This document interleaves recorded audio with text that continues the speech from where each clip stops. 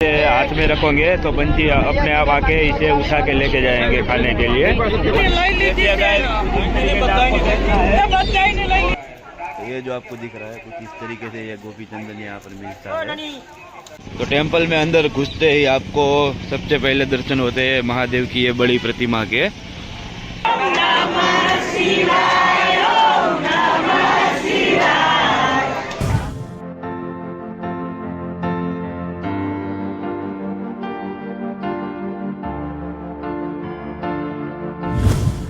Hello guys, very very good morning. आज है हमारा काठियावाड़ सीरीज का डे 4 और आज हम द्वारका दर्शन करने वाले हैं। द्वारका दर्शन से मेरा मतलब है कि कल तो मैंने आपको द्वारकाधीश का मेन टेम्पल यहाँ पे दिखा दिया और दूसरा समुद्र नारायण टेम्पल के पीछे जो समंदर है वो दिखाया है, सुदामा सेतु ब्रिज दिखाया, उसमें मैंने जो सवारी की वो दिखाई और पंचकुंड भी दिखाया और द्वारका की लोकल स्ट्रीट भी दिखा दी है।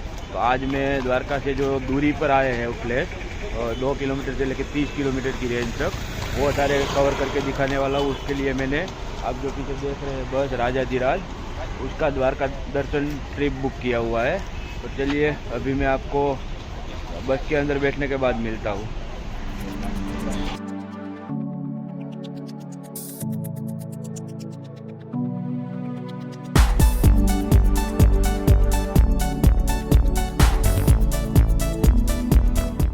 दोस्तों अभी हम हमारे पहले पड़ाव पर आ चुके हैं। द्वारका से तकरीबन कुछ 18 किलोमीटर दूर नागेश्वर महादेव टेम्पल है, हमारी अभी उसकी विजिट है।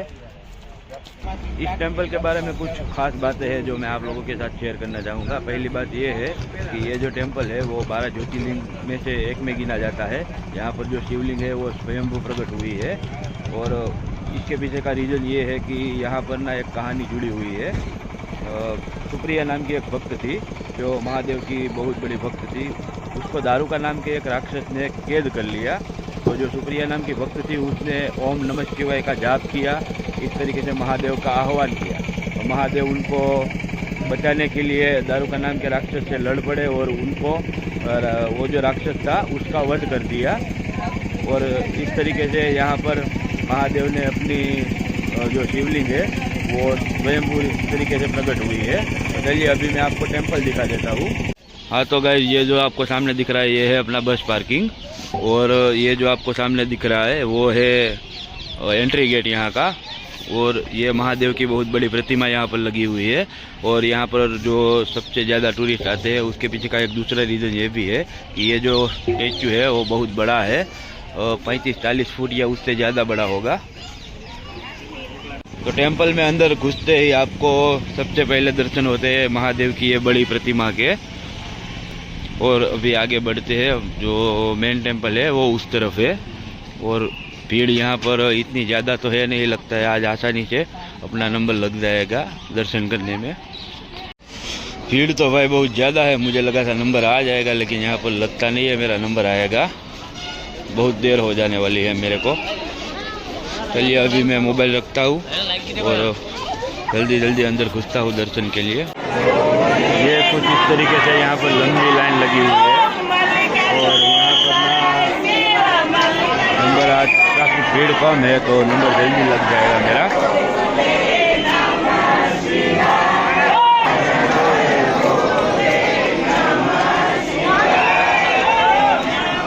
यहाँ मंदिर के अंदर का नज़ारा आप देख सकते हैं, इतनी बड़ी लंबी लाइन है और जो मेन दर्शन है वो सामने अंदर की ओर होने वाले हैं। कुछ इस तरीके से यहाँ पर पूजा अभिषेक होता है, आप टीवी में लाइव देख सकते हैं। क्योंकि अंदर फोटोग्राफी और वीडियोग्राफी जो मेन शिवलिंग है वहाँ पर शूट करना मना है, तो मैं आपको इसी टीवी में दिखा देता हूँ।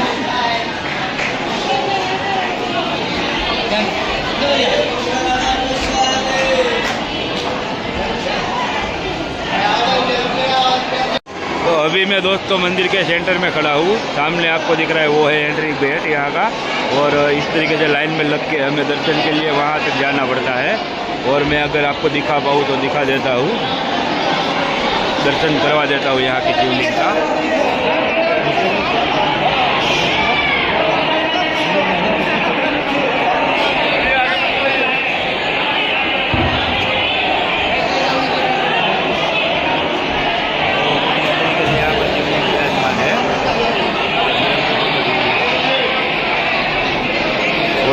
देख रहे हैं ये है नंदी महाराज जो शिव जी के साथ में रहते हैं। इस टेंपल के अंदर शिव और पार्वती को नाग और नागिन के रूप में पूजा जाता है।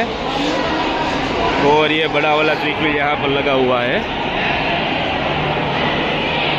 और लास्ट में ये सामने की तरफ है हमारा एग्जिट गेट और उसके बगल में प्रसाद स्थान है।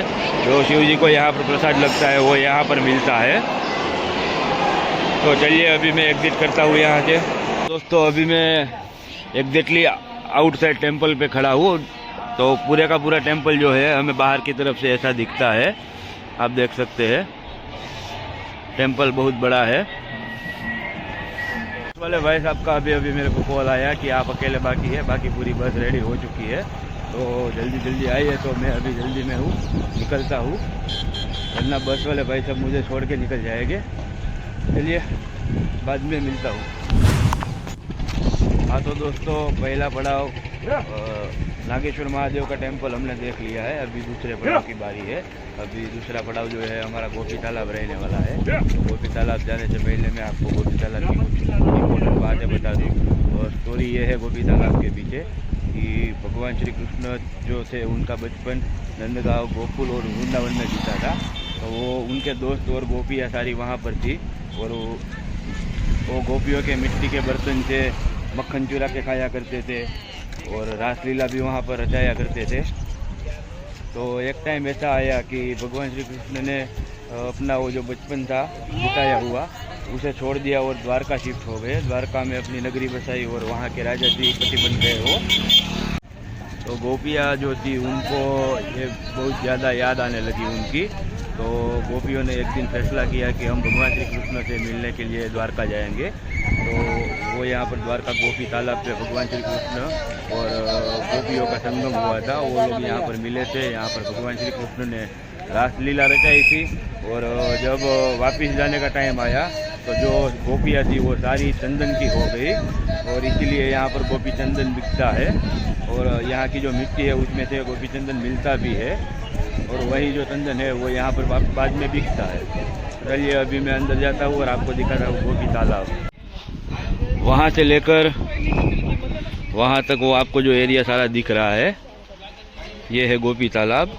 और इसी तालाब के अंदर से गोपी चंदन निकलता है। भगवान श्री कृष्ण और गोपियों का मिलन यहाँ पर हुआ था और जब बिछड़ने का टाइम आया तो गोपियाँ जो थी वो सारी चंदन के रूप में बन गई और इसीलिए यहाँ से हमें गोपी चंदन मिलता है तालाब में से। तो ये जो आपको दिख रहा है कुछ इस तरीके से ये गोपी चंदन यहाँ पर मिलता है। और इसका प्राइस जो है वो 10 रुपये ही है सिर्फ। चलिए अभी कुछ ऐसी थी गोपी तालाब की कहानी। और अभी ये अपना दूसरा पड़ाव भी यहाँ पर ख़त्म हो गया है। तो मैं वापस में बस की तरफ चलता हूँ। पिछली बार तो ड्राइवर साहब को कॉल करके मुझे बुलाना पड़ा था और इस बार मैं नहीं चाहता हूँ कि वो मुझे कॉल करके वापस बुलाए।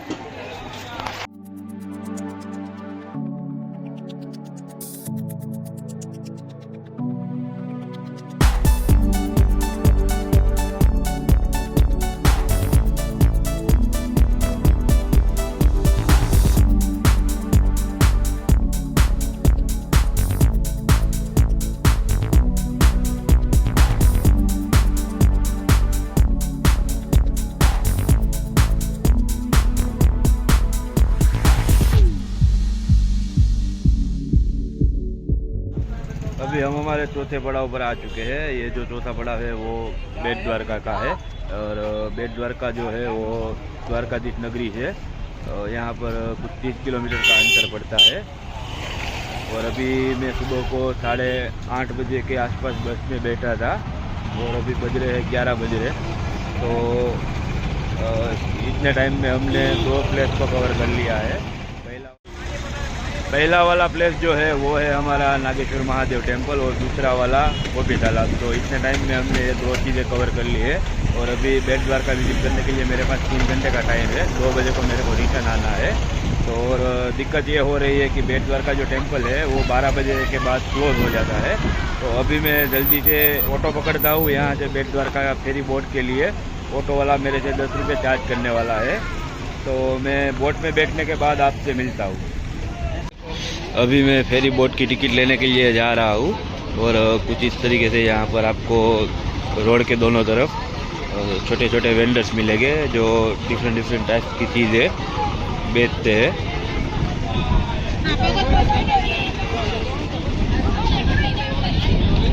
ये जो सामने आपको दिख रहा है ये है यहाँ का टिकट बारी। फेरी बोट के लिए यहाँ से हमें टिकट परचेज करनी होती है और जो ये 4 बेड का टिकट है उसका चार्ज है कुछ 20 रुपये के आसपास।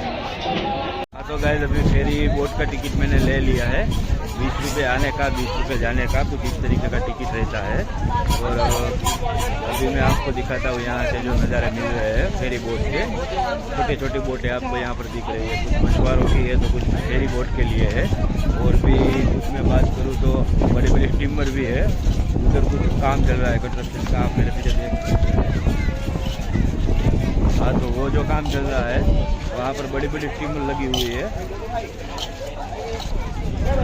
और ये जो आपको उस तरफ अंदर की ओर बोट घूमती हुई दिखाई दे रही है वो सारी बोट जो है वो मछुआरों की बोट है। यहाँ से मछलियाँ पकड़ते हैं और फिर अपना काम धंधा चलाते हैं। वेरावल, बंदर, कच्छ पोर्ट, उन सारी जगहों पर यहाँ से मछलियों को एक्सपोर्ट किया जाता है और वहाँ से इंटरनेशनल लेवल पे मछलियाँ एक्सपोर्ट होती है।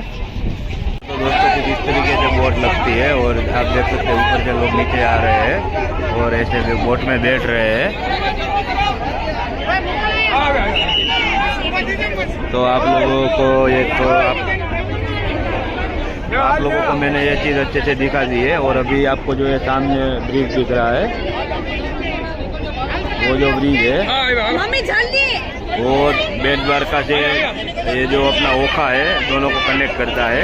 तो आपको मालूम हो तो दीव को जैसे ऊना के साथ कनेक्ट कर दिया गया, उसी तरह से बेट द्वारका को भी ओखा के साथ में कनेक्ट कर देंगे ये लोग।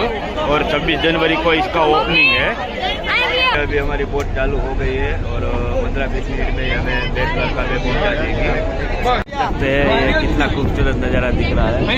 ऊपर ये वाइट कलर के कबूतर उड़ रहे हैं और बोट भी हल्की हल्की चालू हो गई है।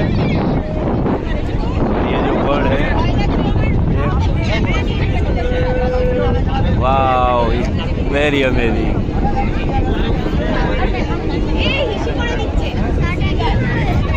यहाँ पर आपको एक अलग ही एक्सपीरियंस करने को मिलेगा इन सब चीज़ों का। देख सकते हैं कैसे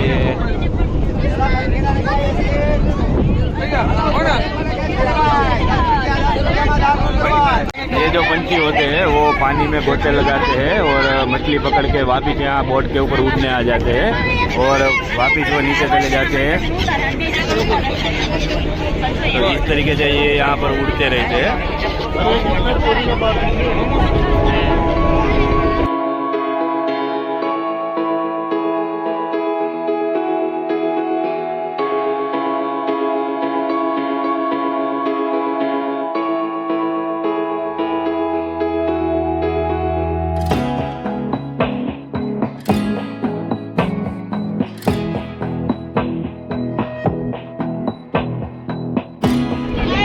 यहाँ पर कुछ इस तरीके से बोट के अंदर हमें पंछी का दाना मिलता है। एक किलो में ये छोटे छोटे बिस्किट है और इसका जो प्राइस है 10 रुपये है। और आप इसे हाथ में रखोगे तो पंछी अपने आप आके इसे उठा के लेके जाएंगे खाने के लिए। अभी मैं इसे हवा में फेंकने वाला हूँ और आप देखना पंछी पकड़ लेगा। तो देख रहे हैं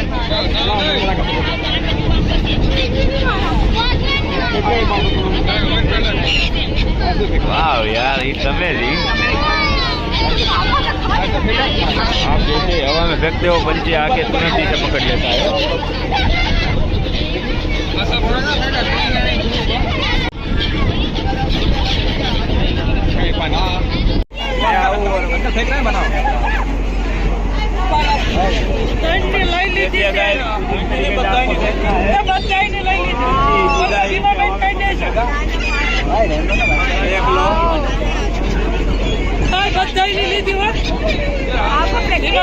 ठीक है, सॉरी।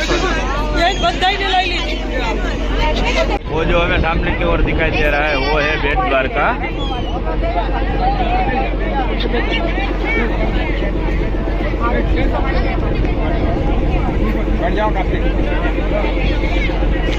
हाँ तो गाइस अभी मैं बोट से उतर चुका हूँ और अभी 11:40 का टाइम हो चुका है। तो 12 बजे को टेंपल बंद हो जाता है। तो अभी मैं जल्दी में हूँ, पहले मैं टेंपल पे दर्शन करूँगा, उसके बाद तो द्वारकाधीश के मेन टेंपल पर जाने के लिए कुछ ऐसी गलियाँ है जिसमें दोनों तरफ आपको छोटी छोटी दुकानें दिख जाएगी। और अगर आज गाइस भीड़ की बात करूँ तो भीड़ बहुत ज़्यादा है।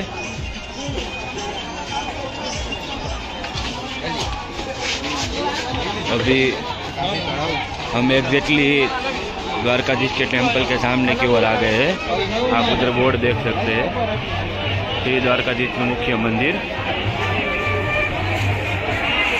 तो ये जो आपको सामने गेट दिख रहा है वो है यहाँ का द्वारकाधीश का मेन टेंपल।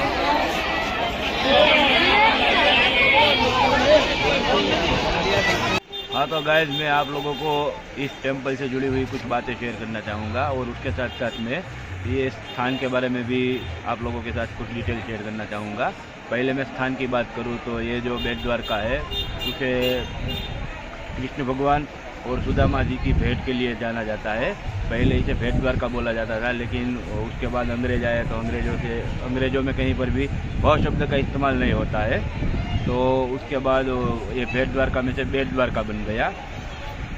और यहाँ पर जो मंदिर है, ये मंदिर के अंदर हमें चावल का भोग लगाने को मिलता है और चावल का भोग ही भगवान को लगता है, क्योंकि जो सुदामा जी थे उन्होंने भगवान को चावल दिए थे यहाँ पर। और ये जो आइसलैंड है इसे भेंट द्वारका के अलावा और शृंखोदर नाम से भी पहचाना जाता है, क्योंकि ये जो आइलैंड है यहाँ पर सबसे ज़्यादा मात्रा में शंख मिलते हैं जो बजाने के लिए रहते हैं आरती के टाइम पे। वो शंख यहाँ पर सबसे ज़्यादा मिलते हैं। और ये जो आइसलैंड है वो 8 किलोमीटर लंबा है और 2 किलोमीटर चौड़ा है। और दूसरी बात ये है कि यहाँ पर आपको बहुत सारे मछुआरे मिल जाएंगे। यहाँ पर डॉल्फिन भी हमको जनवरी के सीज़न में देखने को मिलती है। अभी मेरे को तो नहीं मिली है, लेकिन अगर आप भी विंटर सीजन में यहाँ पर आते हैं तो आपको मिलने का चांस रहता है। और ये जो भेंट द्वारका टेंपल है यहाँ पर फोटोग्राफी और वीडियोग्राफी दोनों अलाउड नहीं है। आप टेंपल के अंदर मोबाइल और इलेक्ट्रॉनिक चीज़ें कुछ भी लेके आ नहीं सकते। तो अगर आप आ रहे हैं तो इस बात का ख्याल रखें और आपको यहाँ पर लॉकर की फैसिलिटीज़ भी मिल जाएगी। हाँ तो दोस्तों अभी मैंने बेट द्वारका के दर्शन कर लिए हैं। अब मैं वापस बोट की तरफ जा रहा हूँ। बोट पकड़ के वापस मुझे बस की तरफ जाना है, क्योंकि 2 बजे की बस है मेरी। अगर मैं नहीं गया तो बस का ड्राइवर मुझे छोड़ के ही चला जाएगा और राइट ना वो भी 1 बज रहा है। तो अभी बोट मिलेगी, बोट पे बोर्ड होना है, तो इसमें काफ़ी टाइम लग सकता है। तो इसीलिए मैं सोच रहा हूँ कि थोड़ा जल्दी ही चला जाऊँ। और ये आप देख सकते हैं यहाँ पर अगल बगल में डिफरेंट टाइप की बहुत सारी शॉप्स है। यहाँ पर आप काफ़ी कुछ खरीद सकते हैं। ये देखिए यहाँ पर भगवान जी बैठे हैं और ये काचबा वाजबा ये सब कुछ हम घर में रखते हैं। होम डेकोर की चीज़ें हैं, मंदिर की डेकोरेशन की चीज़ें। होम डेकोर नहीं बोलूँगा मैं, देख सकते हैं आप। और ये छोटे बच्चों को पहनने के लिए इमिटेशन ज्वेलरी है। चलो मैं अपनी भांजी के लिए सोच रहा हूँ कुछ खरीदूँ। भाई आना कितना है? 50 रुपये जोड़ी। ये जोड़ी 50 रुपये की है। और कितने साल के बच्चे को आ सकती है? 5 साल के बच्चे को। 2 साल के बच्चे के लिए कुछ है? तो दोस्तों यहाँ से मैंने ये नज़रिए लिए हैं मेरे भांजी के लिए। 2 साल की उम्र है उसकी। तो आप देख सकते हैं, मुझे बड़े खूबसूरत लगे हैं। आप कमेंट में बताना कैसे है, मेरे भांजी को पसंद आएगी कि नहीं आएंगे। चलिए ये आपको जो सामने दिख रहा है ये वाला नया ब्रिज बन रहा है, जो ये द्वारका है इस आइसलैंड को मेन सिटी के साथ कनेक्ट करेगा, ओखा के साथ। और इसका जो ओपनिंग डे है वो 26 जनवरी है और अभी इस ब्रिज का काम चालू है। तो 26 जनवरी को यहाँ के लोग बोल रहे हैं कि इसका ओपनिंग होने वाला है। और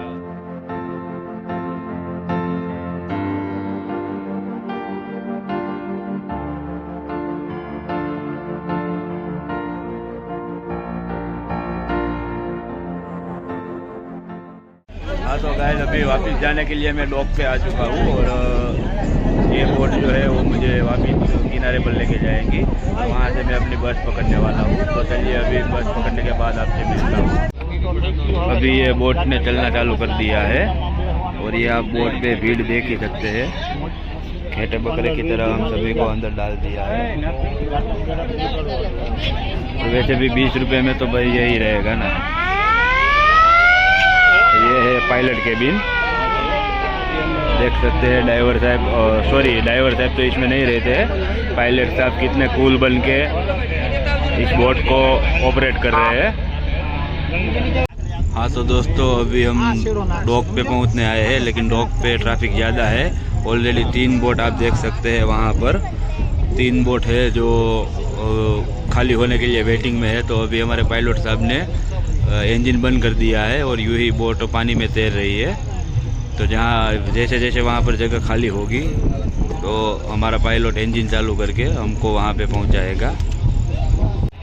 जैसा कि आप लोग यहाँ पर देख सकते हैं, डॉक एकदम फुल है, क्राउड हेवी है, क्योंकि एक साथ में 3 बोट यहाँ पर लगी हुई है।